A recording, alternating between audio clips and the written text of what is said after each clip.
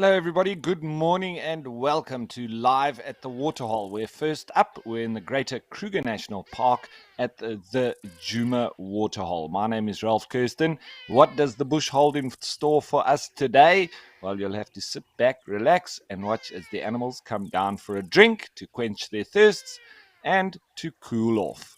And as per usual, please don't forget that this is a live and interactive experience, so we'd love for you to jump on board with us and send us through your questions and your comments. You can do that by going on the WildEarth website and registering. You can also join the conversation on X, formerly known as Twitter, using the hashtag WildEarth, also on the YouTube live chat. What is it that you'd like to see? What would you like to talk about? Whatever it is, wildlife related, send it through. We got a young bull nyala there, a couple of them, just here next to the waterhole. We did see a couple here yesterday as well. And there's a nice big bull in the background as well, or at least bigger than these two youngsters. Hardydar ibis calling.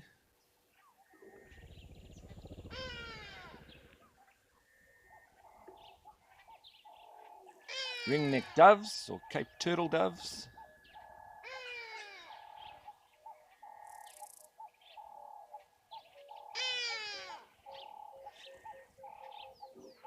The nyala seem to keep to the thickets. They don't like to come out into the open too much. So this is their typical habitat. And they'll just move through as they browse. Maybe they've already gone for a drink.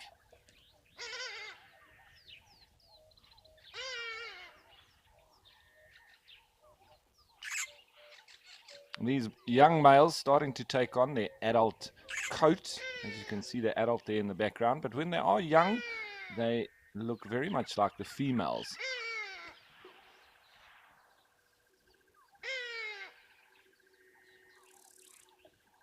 So it looks like it might be a little bit overcast here, and that might affect the temperature, but I still hope that the animals will be coming down for a drink. But with that in mind, let's go and have a look what the weather's going to be like across all the different locations.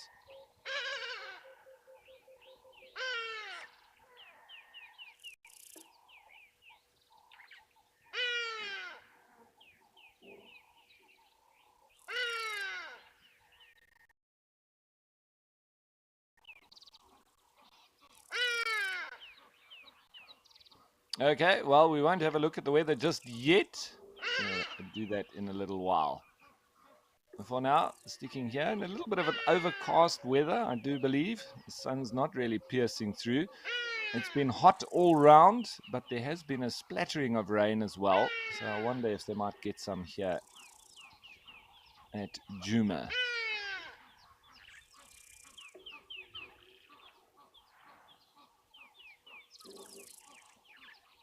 I wonder if Dewey, the resident hippo bull, is in the water. We'll have to listen out for him. Yesterday we had lots and lots of activity from elephants, as per usual around this time of the year.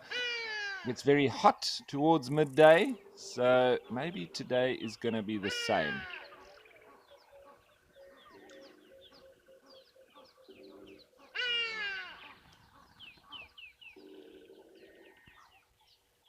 Nice overview of the waterhole itself, nice and full.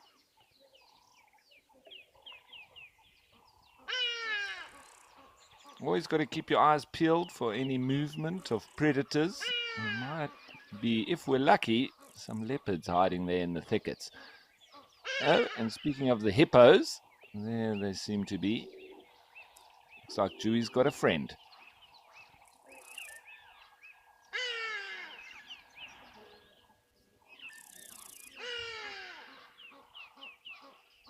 So, Catherine, thanks for your comment and lovely to have you on board with us. And looking forward to what's going to be happening at all the different locations as well.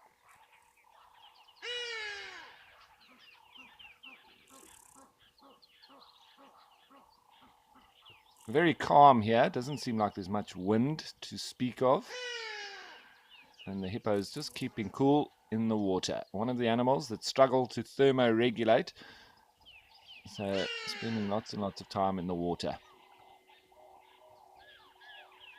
Lots of fish activity around them as well. Obviously, they do defecate in the water, and it brings a lot of insects and invertebrates and all sorts, and then the fish follow on with them. So whenever you have hippos in a river or in a water hole such as this, and there are fish present, you'll generally have lots of activity around the hippos. Most likely sharp-toothed catfish, or what we call here is barbel, Clarius garipinus. There might also be some tilapia or kurpe, and then some little silverfish and guppies and killifish, as we call them.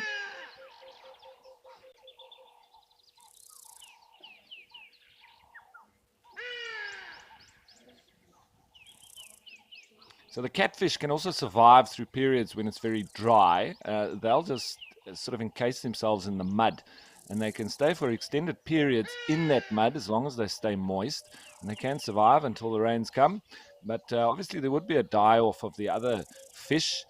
And then when the water hole fills up again, when there's more rain around, and a lot of the fish could be transported by birds from another water hole where the eggs would stick to their legs, and then they would arrive here and be released.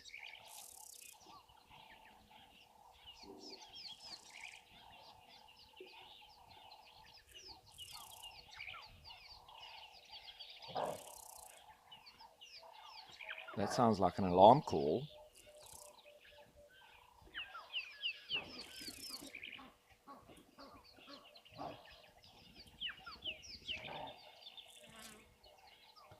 So Raymond, thanks for your question. Just while I'm listening, it sounds like the Nyala might be alarm calling. That could bode well for us, that predators are about. And yes, Raymond, I have had encounters with hippos on land. It's pretty scary, I tell you that, because I've done a lot of fishing around southern Africa, and it's generally not only on bush trail with guests, but also on my own, more so on my own.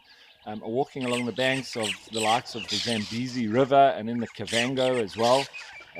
And just unfortunately have crossed the path between the hippo and the water. But I know that the hippo generally just runs straight for the water. So as soon as I've heard a animal sort of charging through the thickets, I just run along the bank in the same direction that I was. And then I've had a few times where the hippos burst out of the bush behind me and run straight into the water. So that's how I've always avoided them, but I understand their behavior. They normally make a beeline for the water, and if you sort of stand there and freeze, you could be in the way or in its path, and that's where people get trampled. So I've always just kept going, and I've heard that. So multiple times, it's not good for the heart, I can tell you that, and you want to get out of their way. A few times also at night, around lodges and so on, when the hippos come out to graze. I have encountered them there, but at least they're far away from water points. They're a lot more lethargic, and they just go about their grazing in those situations. It's more so when you encounter them near to the water hole, and they're out of the water, that they are extremely dangerous.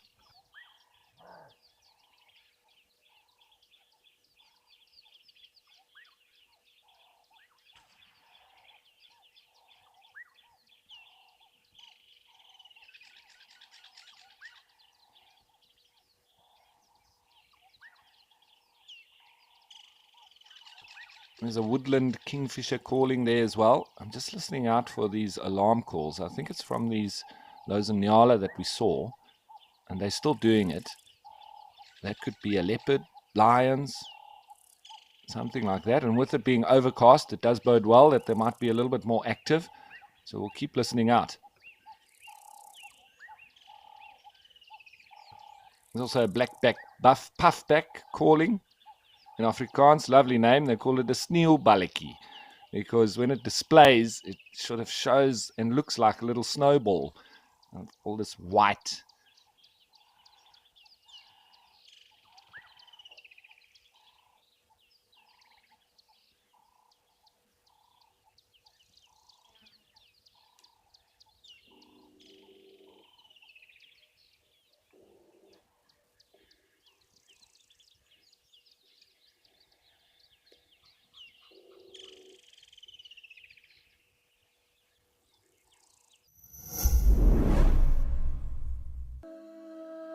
What if you could explore the world from an entirely new perspective? Flying a real drone live without leaving home. This is Nature Eye.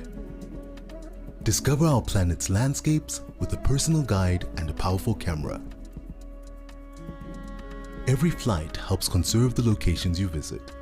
Book your adventure with Nature Eye.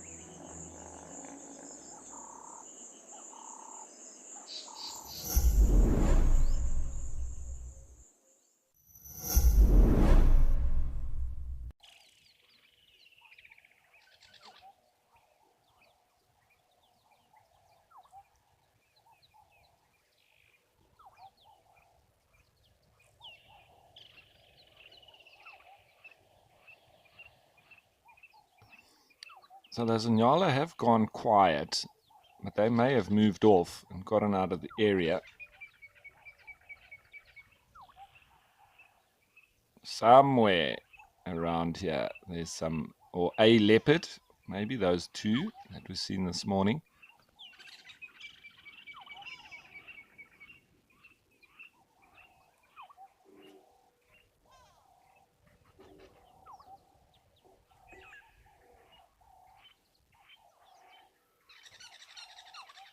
Always know, though, with leopards, they can hide in plain sight. Even if they just lie down in this grass, they're almost invisible. So we've got to keep just looking around. And we'll keep listening out for the animals to help us as well.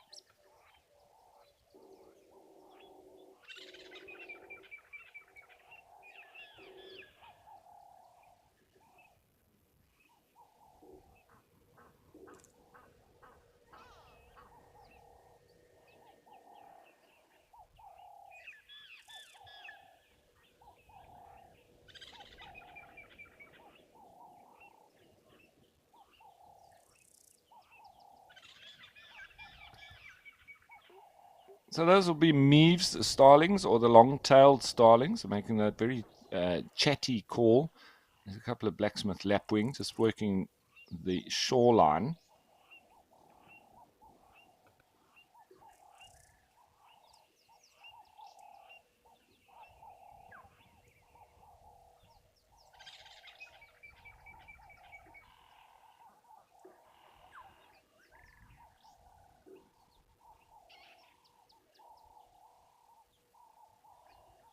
You've got to look for the little white end on the leopard's tail. That's, for me, often what I see first. So that's always what I strain my eyes to look for, just that little bright white spot on the end of its tail. But they're going to be lying or walking in a position that we can actually see them. The bush cover is getting quite thick now, so it does make it a little bit more difficult.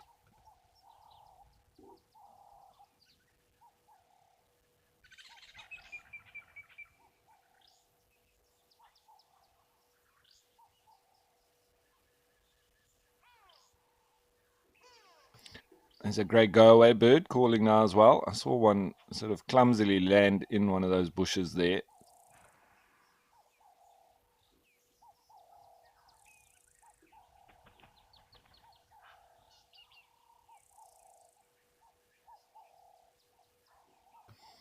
So Ronald, in terms of bird alarm calls, guinea fowl are quite a good one, but generally in the early morning, they will do that sort of and you're looking for more of the and them all sort of jumping up and sitting up on top of a bush. Some of the spur fowl are also quite good at it too, but I would say one of the best is in fact guinea fowl. So when they tarantaling is the best time, especially just past sunrise and before sunset when they go to roost. They generally do those calls as well and sort of indicate that they are heading up to roost, but always worth investigating when the guinea fowl are alarm calling like that.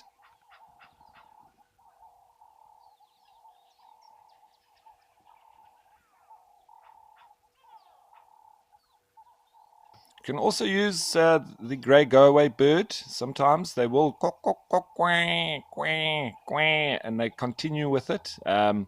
Good one also just to go and check. So that's another bird. But I would say, for me personally, I've found the most using the guinea fowl.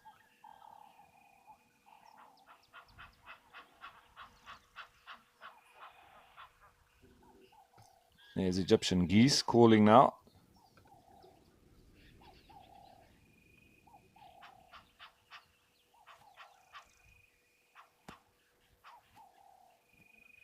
Very often found leopards down in that in the Mulwati drainage line down there, and there's quite an extensive Tambuti forest, and the leopards seem to like hanging out in that.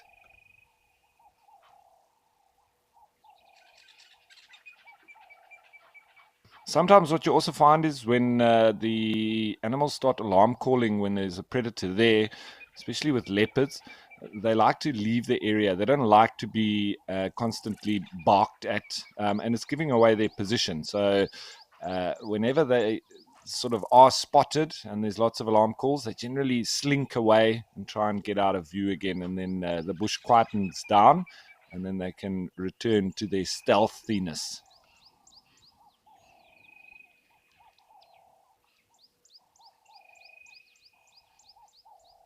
Sounds like a brew calling, the telephone bird, as we call it. Those old telephones that used to sort of on the dial turn the numbers as they click back. And it's that chickrrr, chickrrr.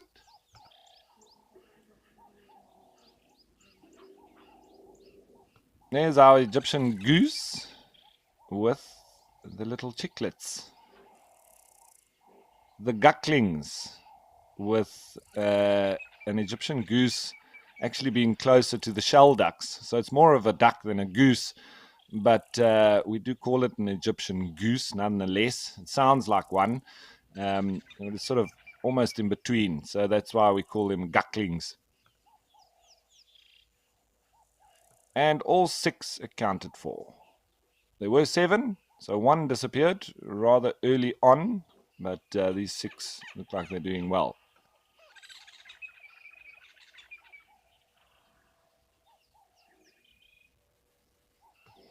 And if there's a leopard that these Egyptian geese spot as well, they'll make a very big noise, and they'll normally head into the water too. So it's worthwhile just watching the Egyptian goose. If a leopard is anywhere nearby, it will make an almighty racket.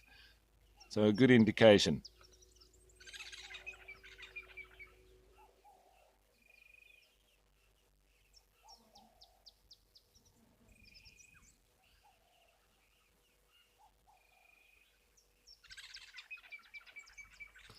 So, Martha, Thanks for your question. And, you know, normally it would be less than 50% of a full clutch that would make it. So if 2 or 3 of these make it through to adulthood, it will be good going. And anything more than that, obviously excellent going. But it's normally that they do get eaten at this stage. So we hope that these parents, the adults, are going to be able to look after them and make sure that they get back into the water as soon as any kind of danger. And sometimes the danger comes from the water as well. Then you get monitor lizards and the likes that will take them out. Even the terrapins could have one as well.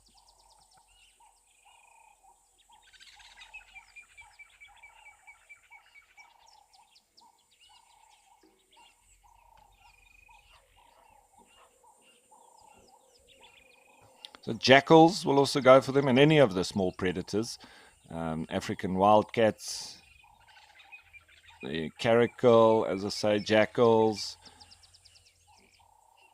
I wouldn't put it past even the likes of genet.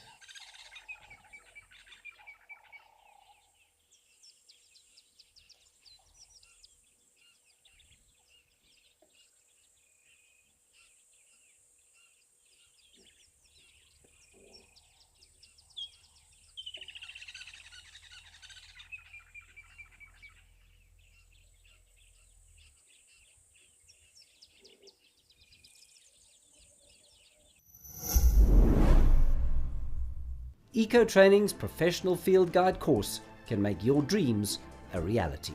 This comprehensive program comprises 5 months of theoretical and practical training in the African bush with highly qualified instructors in multiple locations.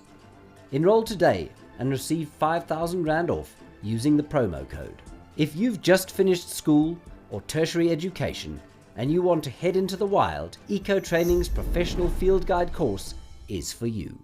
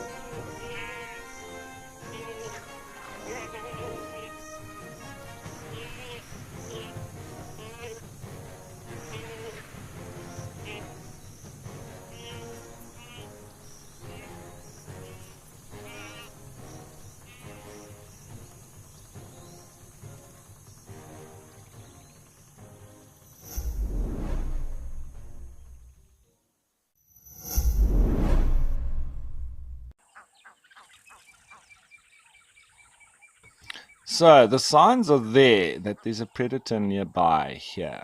With the Nyala alarm calling, that's a definite giveaway. But this Egyptian goose with its chicks is also uneasy. I'm sure there's something around.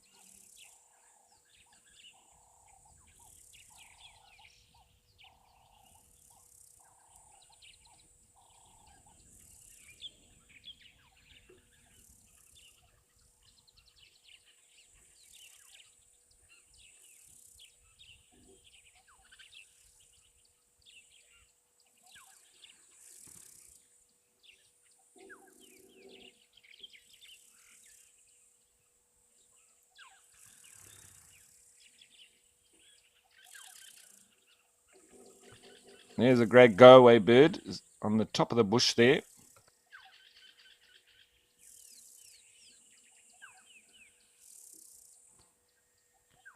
So, and of course, when you're looking for leopards as well, very good to check in the trees too.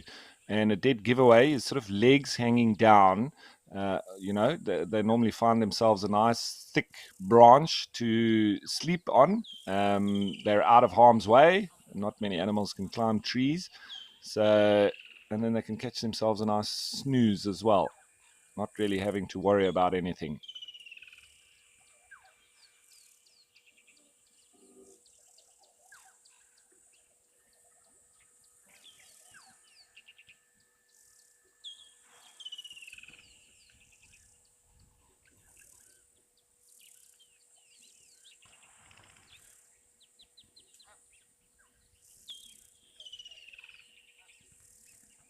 Constant call of the woodland kingfisher. Lovely call. Only heard in summer. They are migratory.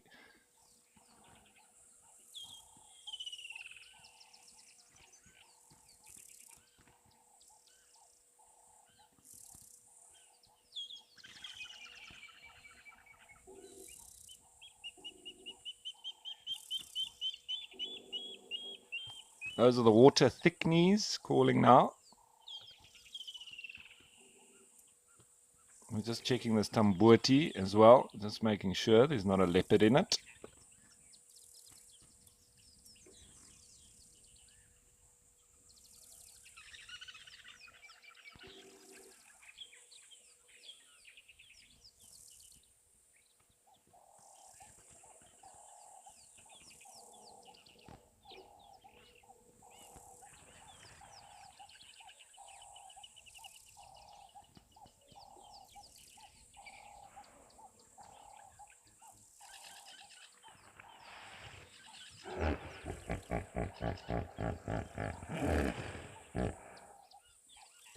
And the hippos just reminding us that they're there.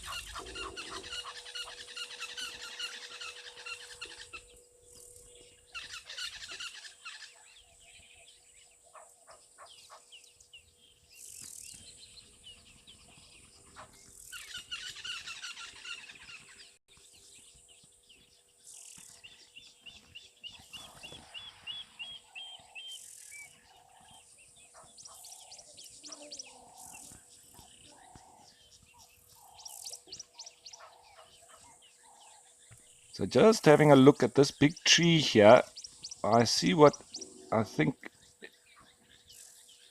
thought might be legs hanging. Can you see there? I thought it might be a leopard, so we'll see if we can get nice and close in. See those two suspiciously like legs hanging off that very thick trunk? I might be mistaken. It might be branches, sticks, or something in the background, but it could well be a leopard. You see what I'm talking about?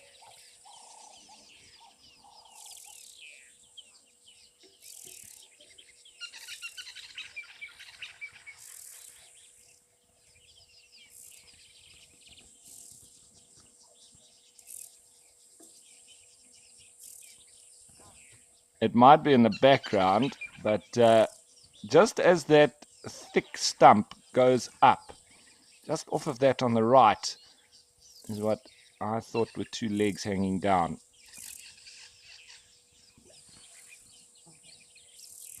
But it might be sort of the brush behind that tree. I'm not quite sure.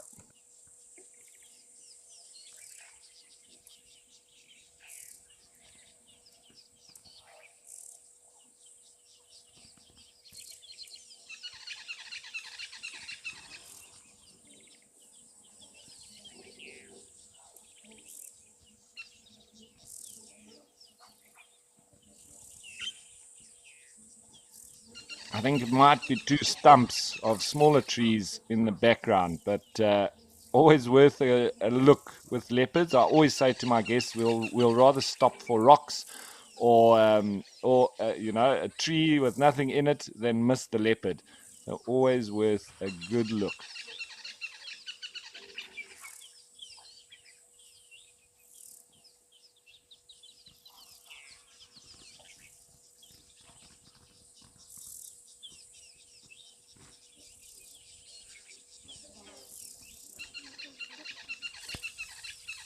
Righty, so we'll keep our eyes peeled and see if we can spot where these predators are that are hanging about and the animals are alarm calling for. They've gone quiet for the time being, so there's obviously not an imminent movement of them.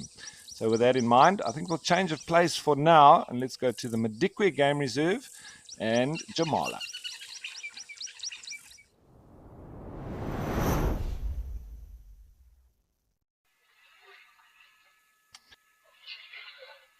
Once again, we've got our Festival of Elephants. Nice and hot, and well, just like the hippos, the elephants need to come and cool down.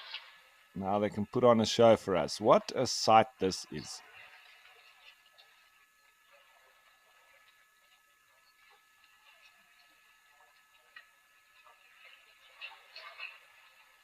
Lots of bulls and the mixing of different breeding herds and bonds and clans and all sorts. So it's really interesting to watch these elephants and their social interactions and what goes on. Yesterday, I think the highlight was there was a couple of youngsters that had a bit of a disagreement. And just over here in the foreground where they come to the fresh water is where you seem to have the most amount of conflict because there's only one little pipe, I think, where the fresh water comes out. So they do sort of argue over it. And two of the youngsters had a little bit of an argument, I think, and one was given a swat and pushed over and struggled to get up afterwards. But it all seemed to calm down after that. There's a big buffalo bull on the background there, just off on the left. Yaga boy.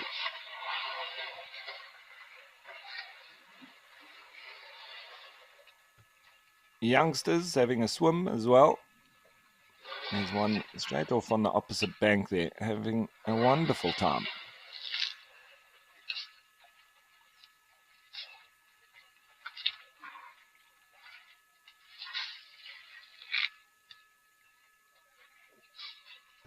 Okay, so Jamala has led the way with the elephants, but at this time of the year in Etosha in Namibia, once the rains start coming, it does get pretty devoid of life, but we've got a bit of activity there.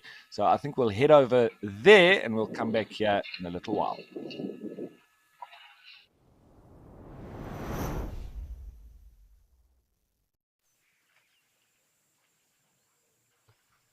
A couple of animals coming through. And as I say, this time of the year, once the rains begin, it does become a bit sparse here. And then for the next few months, it can almost seem like the animals have disappeared. So whenever there are animals, we'll jump on over here and so not miss it. Few giraffe there. This is the Angolan or the Damara giraffe, the smallest of all the giraffe species. I think that's some oryx, a lone elephant, probably a bull. And what a wonderful scene.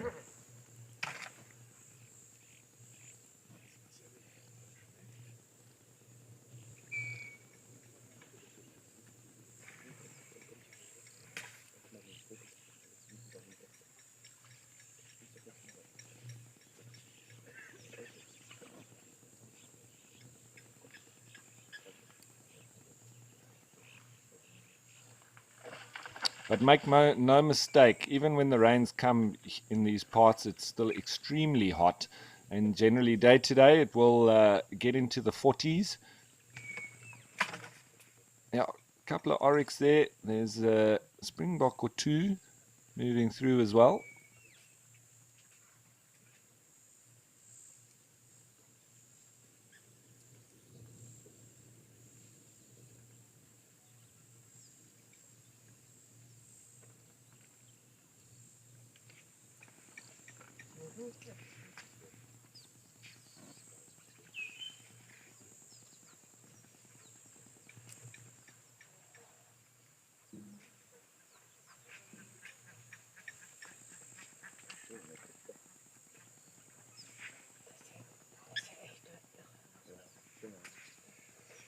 Kann das sein, dass es dem nicht überall schmeckt? Also Ja, guck, weil das Wasser kommt ja da durchgeflossen. Der weiß das ganz genau. Das frische Wasser ist da. Guck, das ist schön. Siehst du? Ja.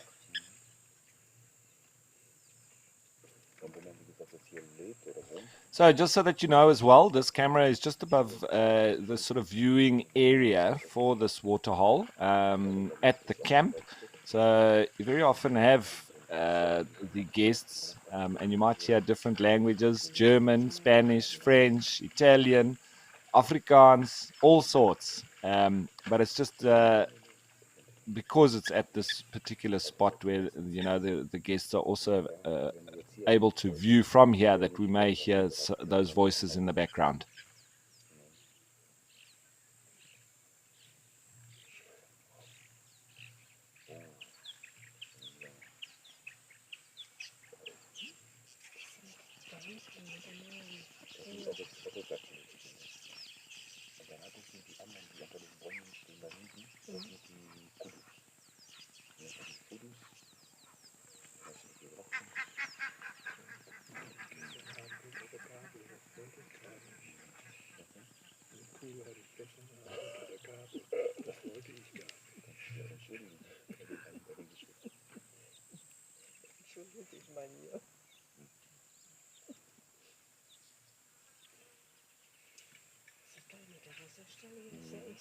Ja, ist künstlich auch angelegt.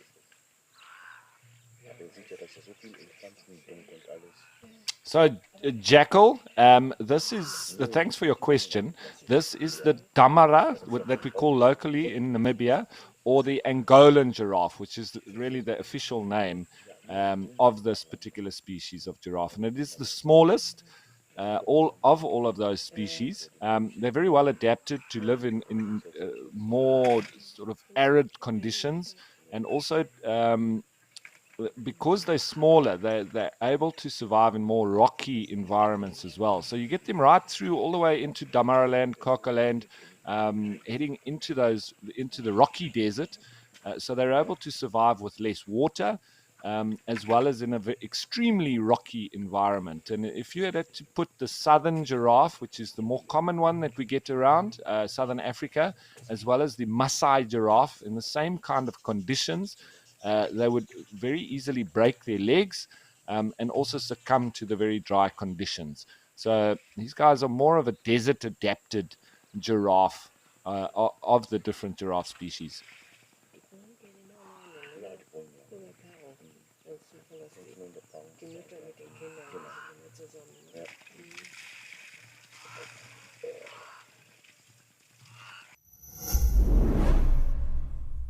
Attention all teachers. Round up your bundles of joy and get comfortable because WildEarth Kids Safaris are here to stay. Go to our website and sign your class up for a special virtual safari with interactive learning tailored for kids. Good afternoon or good morning, boys and girls from all over the world. Spoil your kids with some wild fun for 1 hour every weekday on our afternoon drives. WildEarth, it's in your nature.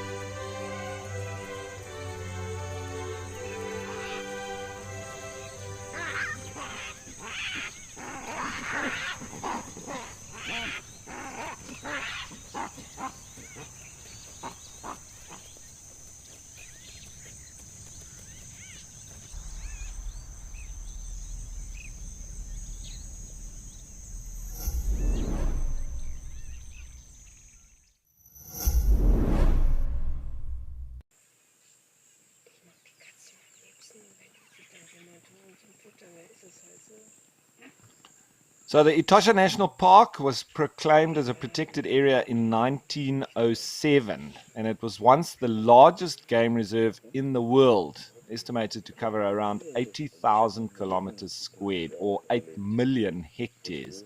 And that would have been 4 times the size of South Africa's Kruger National Park. But there's been a lot of significant boundary changes throughout the 20th century, and it's eventually reduced the park to its current size of just over 22,000 kilometers squared. At 2.2 million hectares, it's pretty much exactly the same size or thereabouts as the Kruger National Park.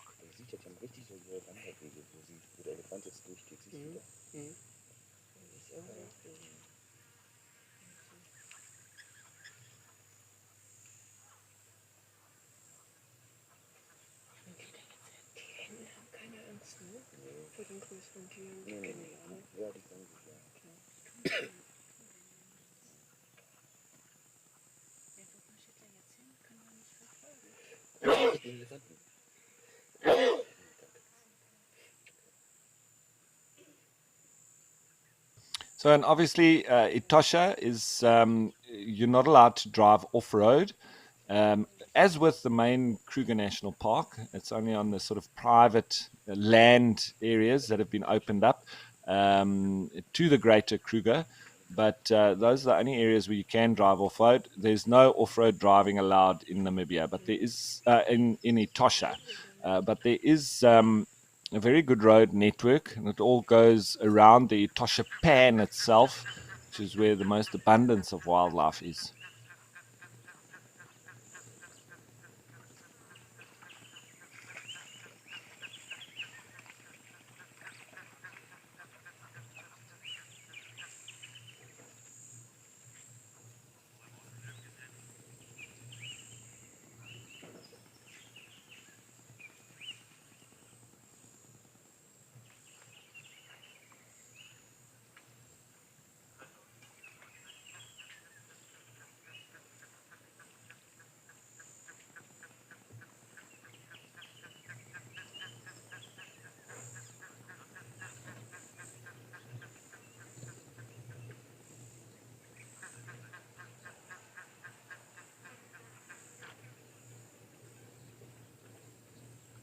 So, Canine Girl, thanks for your comment. And it is amazing how they're able to balance like that. I think it seems quite awkward, and their legs seem quite spindly, but it's just because of how big they are. They are rather large legs, and they're able to sustain that weight, but very awkward.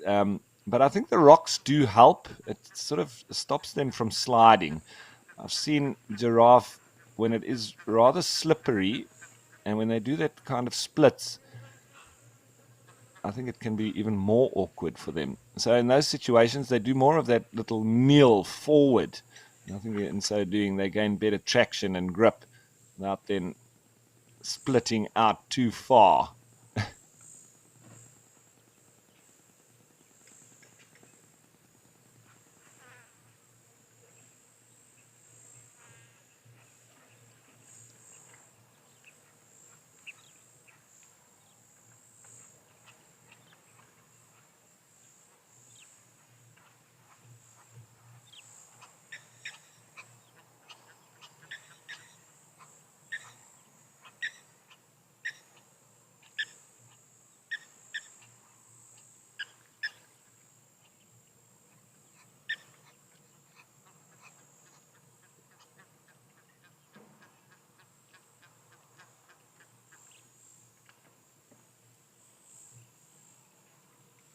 So, in just a little write up that I have read before from Africa Geographic on Etosha National Park itself, and they say that the park is named from the Etosha Pan, which is an enormous 4,760 kilometers squared salt pan visible from space, which makes up nearly a quarter of the national park.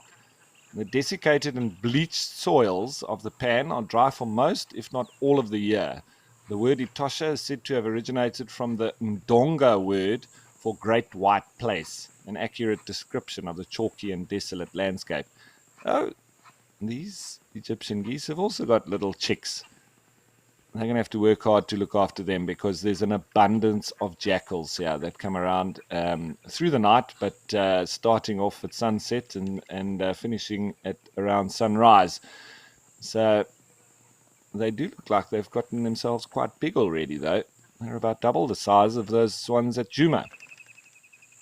And the original human inhabitants of Etosha were the Ayom Bushman people. And they have their own legend as to the history of the pan. According to their mythology, there was once a small village at the center of the pan that was raided by a rival tribe. All of the village inhabitants were slaughtered, but for one woman, who was so grief-stricken that her tears created an enormous salty lake. The lake dried up eventually, but the salt of her tears remained. And the likely scientific explanation for the formation of the Endorheic Basin is that the tectonic shifts redirected the flow of the Kunene River to the ocean, and the lake dried up over time. Probably around the same time as the formation of the Okavango Delta.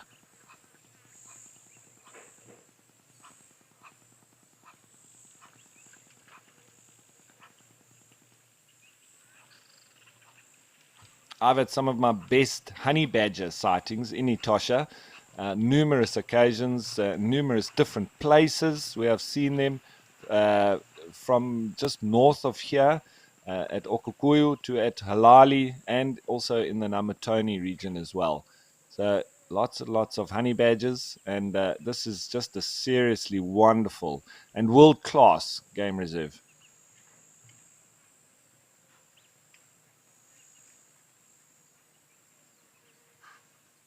The pan also becomes a breeding ground for thousands of flamingos and great white pelicans, after the periods of rain. So in the next few months, that might start to happen. And it's a spectacle of pink that varies depending on rainfall and reaches its zenith around January to February.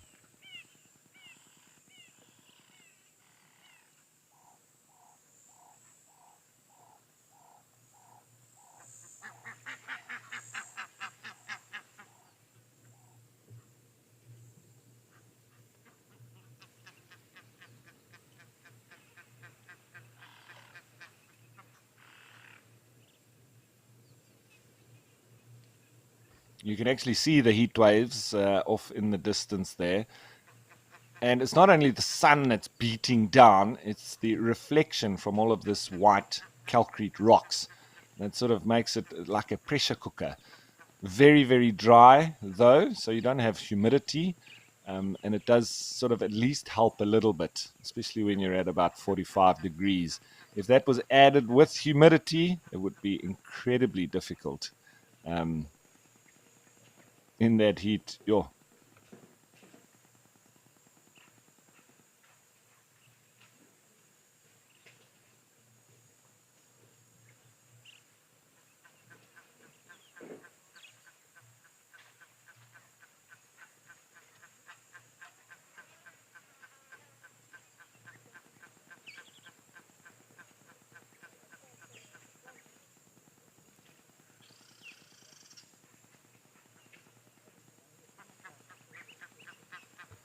All right, so a nice little stop in here with the elephants, the giraffe, the oryx, the springbok, the little baby gucklings from the Egyptian goose.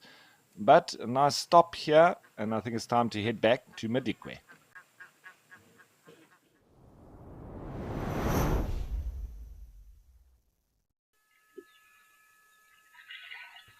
Where it's still full up with elephants, and we can pretty much guess that this is going to be like this for most of the day, especially during the heat of the day, that's for sure.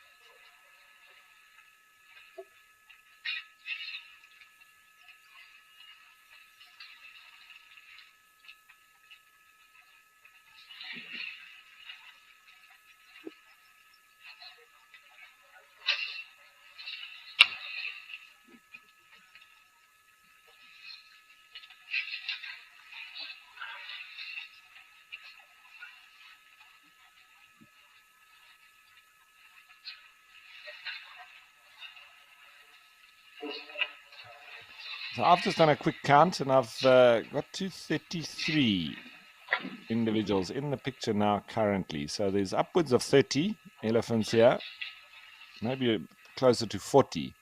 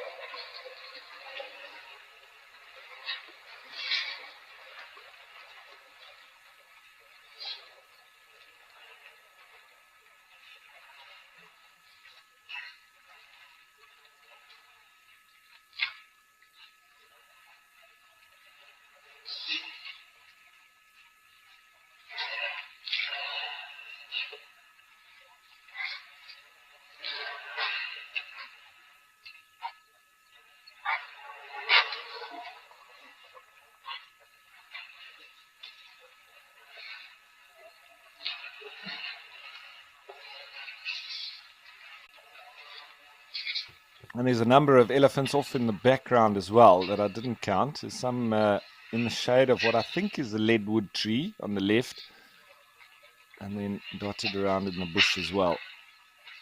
I would say we're probably closer to around 50, if not more.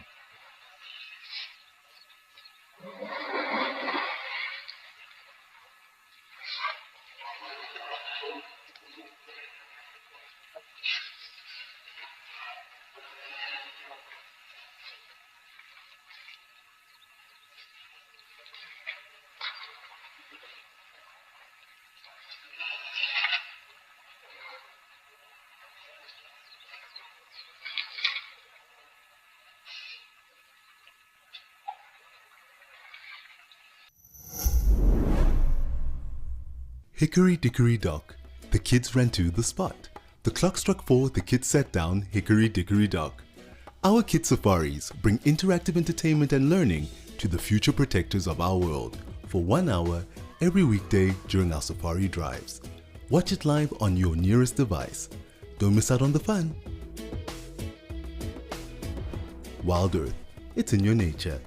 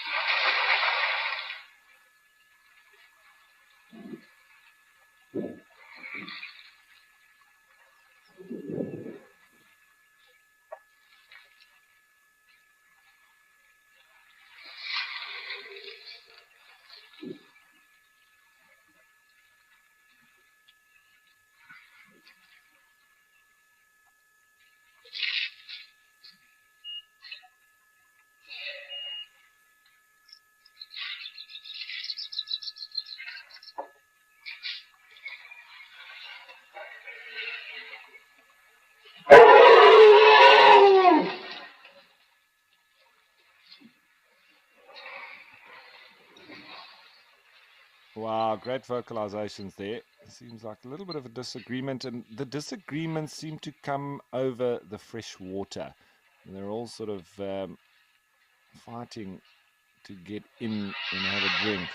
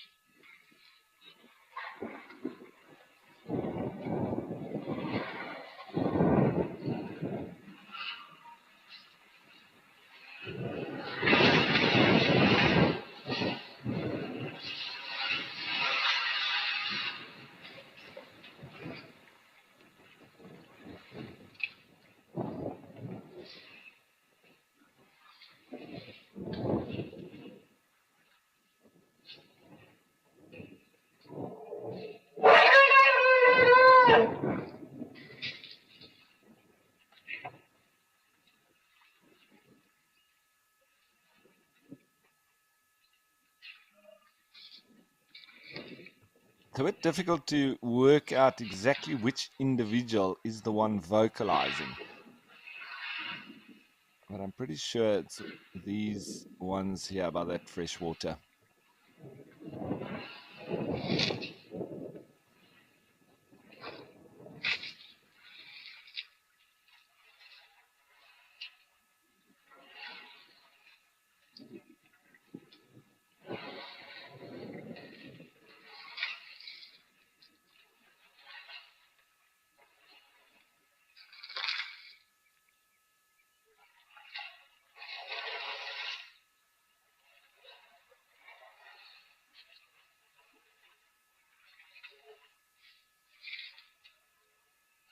And there's quite a few bulls of similar size as well. So it's not always that there's one that is clearly dominant. So there might be a bit of jostling for that kind of hierarchical dominance as well.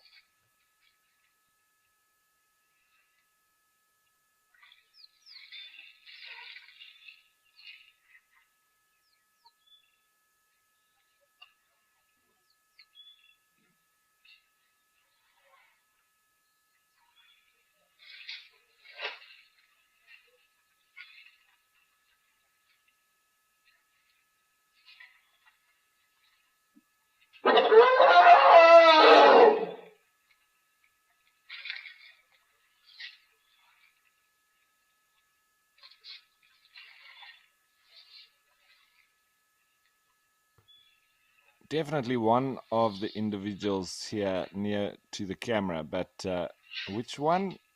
I can't tell you.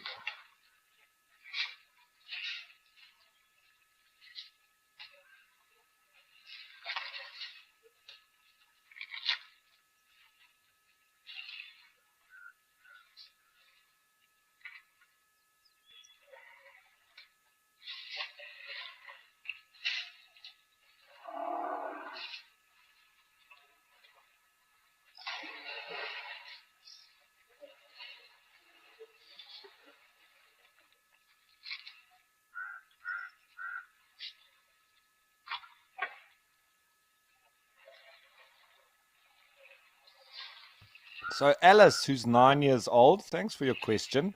And it is indeed very true that elephants have an excellent memory. They can remember things from when they were very young, and they were shown where to go when it was when there was no water around, and they had to go and find a secret spot that one of the adults will take them to, and then when they become adults, they remember where those spots were and they can go there. And it's also been known that if anything's done to them badly by humans or anything like that, they will hold a grudge. So you must always be kind to elephants. And we've noticed on the game reserves, if there's been an accident or something, for whatever reason, then the elephants hold a grudge against whether it was a vehicle or somebody that was on foot or whatever it might be. And then vehicles that look the same like that, they almost, you can see that they don't like it. And I can just show an example, or tell you an example of this that I had personally. Was that on the Kariga Game Reserve in the Eastern Cape, I was training a trails group of students of how to walk in the bush with the Big Five, with guests, and obviously I was the lead guide, and I had a group of students that I was teaching. And we were walking along a path that was a very thick bush, and we came out into a clearing. And as we came out into this clearing, there was a big elephant bull, and he was less than 10 meters away from us. And I immediately told the group to sit down because we were exposed, and this elephant was right in front of us. So I took all their attention away from the group, and they were now, small as they're sitting down. So the elephant then put all its attention onto me. So I took a few steps away from the group, and then I confronted the elephant because he was coming towards us. And he stopped at 5 meters away from me, and he was towering above me. But we had a talk for about 10 minutes, and I was talking to him. like these guys are talking now, but I wasn't quite talking that loudly. I was talking quite softly and just trying to calm him because he was looking like he wanted to charge at us. He was a huge bull with massive tusks. And so then he started to sort of rock his front leg backwards and forwards, which is a sign that he might charge at you. So I shouted at him, and he sort of took a step back. He got a bit of a fright. And then I was talking to him again in a low tone, just to show that if he backs up a little bit, then I'll also lower my tone. And this continued on for, as I say, more than 10 minutes. I was sweating, and I was very nervous because of how close he was to me. My heart was pounding in my chest. I could hear it in my ears as well. But I just needed to maintain my composure and show that I was not scared of the elephant. I put my shoulders out and I stood square, and he put his ears out. So we had this little bit of almost just with our body language, a little bit of an argument as well. And we were, posturing at each other. And eventually the elephant, I think, gave up and realized that I wasn't going to give up. And he turned sideways and he walked away. But we had had a long discussion and I had to shout at him a few times. And I think eventually he felt like a little bit like he had been told off. And that was the first time that I met that elephant bull. And then I saw him multiple times after that on the vehicle. And normally all the guides on Kariga say that he's so friendly, comes up to all the vehicles, etc. But whenever I've seen him on the vehicle and he's heard me talking, he's always turned and walked away, almost like he doesn't want to talk to me again. So I think that bull remembers that, just like I do, and the argument that we had, and that he doesn't want to speak to me anymore. So anyway, that was one way of keeping the group safe, and as well as the elephant, because we would have hurt each other if he came any closer. But he's not happy with me with what I had to tell him and to tell him off. So that's my example of elephants and their excellent memory. And I've been back there in the last couple of years, which is about 10 years since that incident occurred, and he still doesn't want to come to me. He only goes to the other guides who he hasn't had arguments with.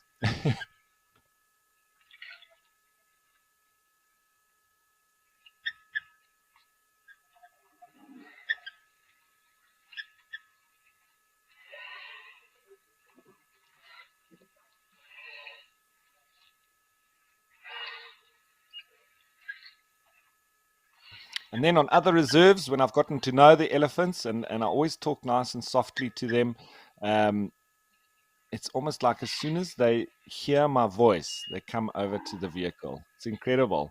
And I've had that in the Namib Desert as well, where some of the other vehicles and the guides, the elephants aren't happy with them because they drive up to them. They don't respect their space, and they invade their space and drive very close to them so that the tourists can get their photos. But they don't really understand elephants that well. If you respect them and you allow them to come to you, then they sort of almost enjoy it, and they like to come into your company. I've had that on multiple occasions with different specific individual elephants at different game reserves who I've formed a bit of a relationship with. And now, even years later, whenever they hear my voice, they come on over to say hello.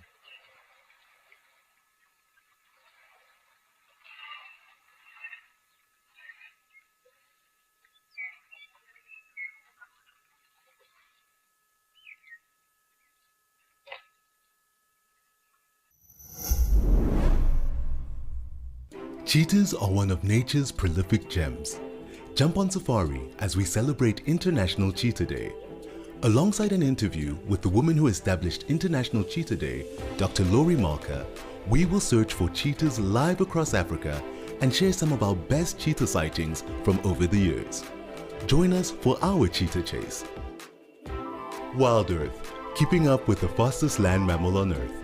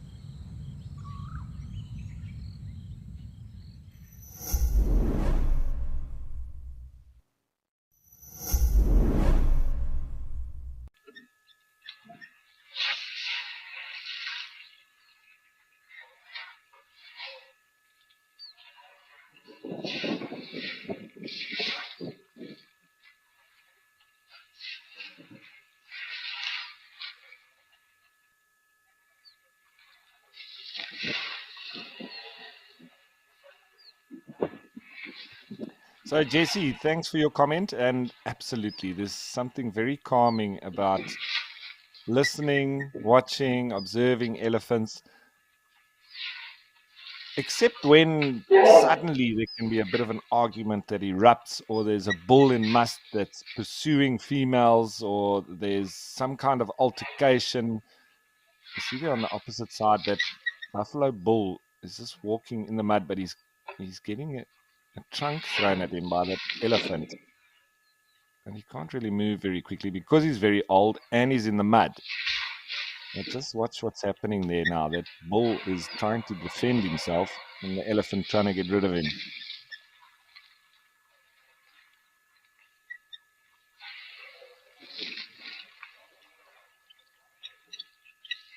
See, the elephant just steps forward and swings their trunk at animals to try and get rid of them sometimes as well. Didn't seem to have much of an effect on that buffalo.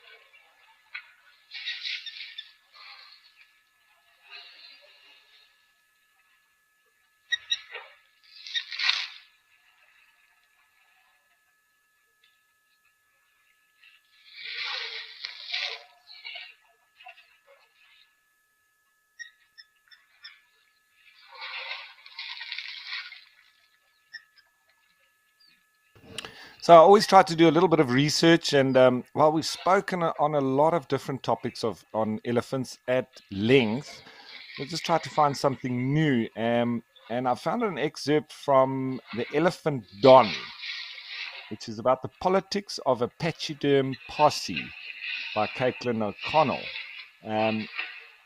And saying that in terms of cognitive processing, not only do elephants have the largest absolute brain size among land animals, and I'll let the elephants speak whenever they do, they also have the largest temporal lobe relative to body size of any animal, including humans.